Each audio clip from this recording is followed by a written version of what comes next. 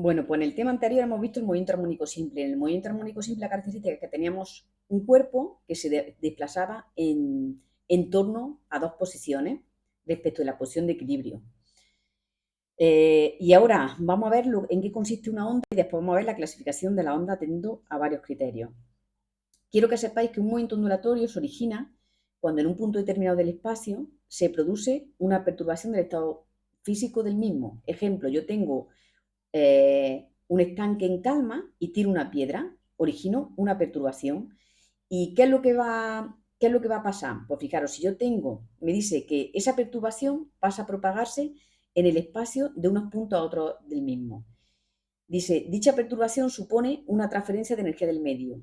Fijaros, ¿por qué supone una transferencia de energía? Porque yo en movimiento armónico simple era un cuerpo el que se trasladaba de un punto a otro, pero ahora en el movimiento ondulatorio lo que se transmite no es un cuerpo, el cuerpo no se mueve, lo que se transmite es energía. Fijaros, imaginaros que tengo una piedra y la voy a soltar en un estanque y va a caer verticalmente. Yo cuando tengo la piedra sujeta por la mano arriba, posee energía potencial. En el momento que la suelto, esa energía potencial empieza a disminuir y empieza a aumentar la energía cinética. En el momento de impactar con el agua del estanque, la energía cinética es máxima y esa energía cinética pasa a trasladarse de unos puntos a otros del estanque, ¿vale? Las moléculas de agua van a subir y bajar respecto a su posición de equilibrio, que sería el estanque en calma. Entonces, fijaros lo que me dice ahí, que dicha perturbación supone una transferencia de energía al medio y pasa de unos puntos a otros del medio, sin que estos modifiquen su posición original tras pasar la perturbación por ellos. ¿Qué quiere decir eso?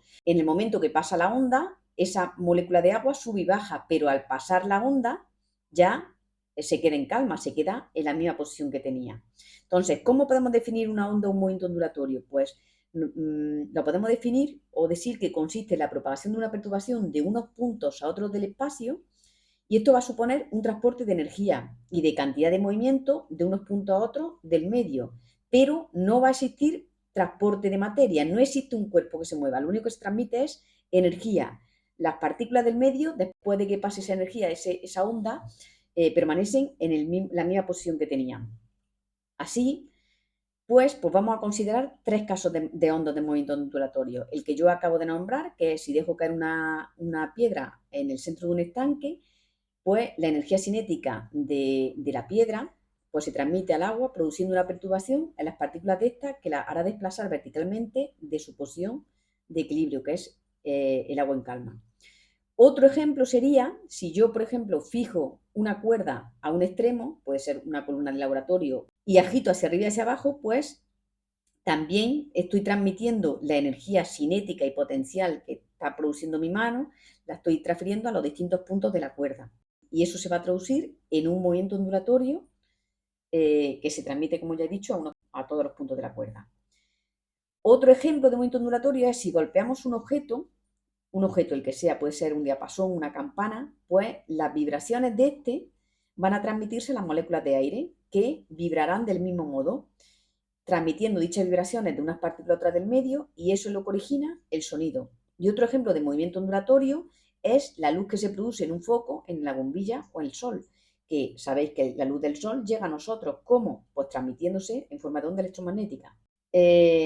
Ahora, ¿qué tenéis que saber? Pues que yo vi en el tema anterior, movimiento armónico simple, que lo que variaba era la posición. O sea, la perturbación era la variación de la posición. Vemos que en estos dos primeros ejemplos, en el caso de la piedra en el estanque y en el caso de agitar la cuerda, en los dos primeros la perturbación va a consistir en variaciones en las posiciones de la molécula de agua o de la cuerda respecto de su posición de equilibrio. En el caso del agua sería el agua en calma y en el caso de la cuerda pues sería si yo tengo por ejemplo la cuerda totalmente estirada. Ese sería el valor de I0.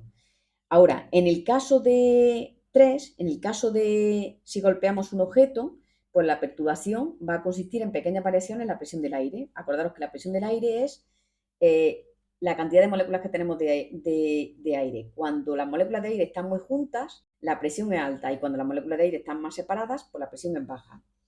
Y en el caso de la luz, pues la perturbación que se propaga es un campo electromagnético variable. O sea, tengo un campo eléctrico y un campo magnético que vibran perpendicularmente y al moverse ambos campos, pues se genera una onda electromagnética. Que sepáis que además de la luz, pues ondas electromagnéticas son las ondas de radio, de televisión, los rayos X, los rayos gamma, todas las ondas que aparecen en el espectro electromagnético, que las vamos a ver después. Y ahora, ¿qué más tenéis que saber? Pues que en todo movimiento ondulatorio debemos distinguir también lo que es un pulso y una onda. Un pulso es cuando yo agito la cuerda una vez y se genera esto, ¿vale? Esto es un pulso, y ahora si yo agito la cuerda continuamente, pues lo que se genera es un movimiento ondulatorio o una onda.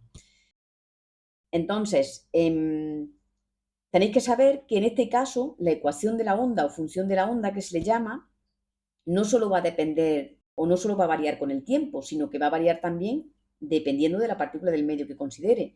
Luego acordaros que en movimiento armónico simple la ecuación de la onda era de este tipo, solo variaba en función del tiempo, por lo que dentro de la fase solo dependía del tiempo. En cambio, en el movimiento ondulatorio o en las ondas, el valor de la elongación va a depender de la partícula del medio que considere y del instante en el que yo observo la onda. Y su ecuación va a ser del tipo A por el seno de Wt más menos Kx más la fase inicial. O sea, va a depender del instante en el que miro la onda, pero también de la partícula del medio que estoy considerando.